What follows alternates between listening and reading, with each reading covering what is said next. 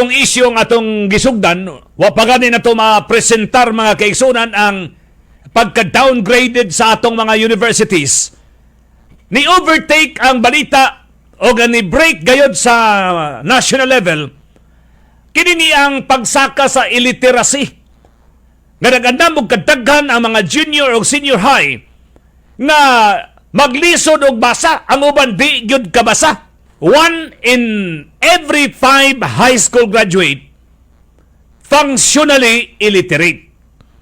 Na unsa may meaning mga kaigsunan sa functionally illiterate? Atong gidefine kay mas mayo man ang magkasinabota sa language o sa terminology kay